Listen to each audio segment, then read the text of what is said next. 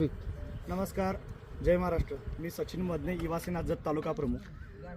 काल रात्री जत शेगाव रोडवरती काही एकाच ठिकाणी कर्नाटकमधून 22 लोक इथं आणली गेली। ॲम्ब्युलन्समधून तुम्हाला हॉस्पिटलला घेऊन जातो म्हणून असं सांगण्यात आलं आणि त्यांना जत शेगाव रोडवरती असा विविध ठिकाणी तर हे म्हणजे असे अपंग माणसं आहेत, त्यांना कोणाला बोलता येत नाही, काही जण बाहेरचे असल्यामुळे त्यांना भाषेचा विषय आहे। त्यातनं तिघं चौघजण आहेत की त्यांना बोलताच नाहीत। एक अशी व्यक्ती आहे की तो आज अक्षरशः म्हणजे त्याला जेवता पण येत नव्हतं।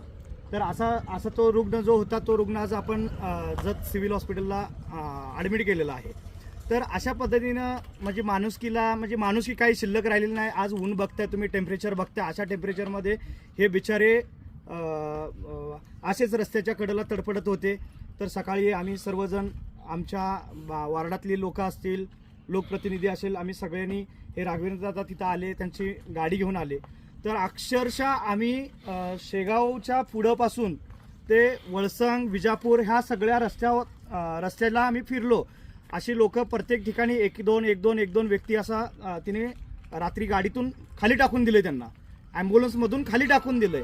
तर असं व्हायला नाही पाहिजे, एवढीच आम्हाला कळकळीची विनंती आहे की कर्नाटक सरकारला असेल, महाराष्ट्र राज्याच्या सरकारला पण आम्ही विनंती करतो।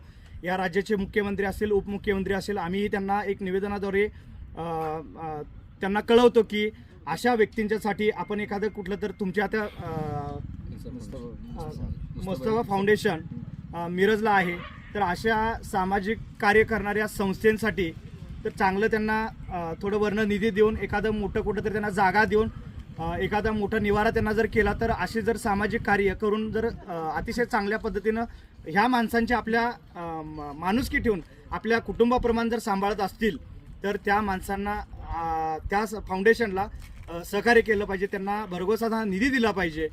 असा वायफळ हा कुठं पण आपण निधी देतो, तर असा पण थोडाफार कुठं तर निधी दिला पाहिजे। तर अशांचा जे कोण त्यांना आईबाप नाही आहे, जे असे वृद्ध आहेत, अशा लोकांना त्या लोकांना फुलाची पाकळी मिळाली पाहिजे आणि त्यांना जगण्याचा, माणूस म्हणून जगण्याचा जो काही हे आहे त्यांना जगण्यासाठी मिळावं, यासाठी आम्ही माननीय उपमुख्यमंत्री एकनाथजी शिंदे साहेबांची लवकरात लवकर भेट घेऊन त्यांना या असल्या फाउंडेशनसारख्या फाउंडेशनना मदत करण्यासाठी आम्ही 100% प्रयत्न करू।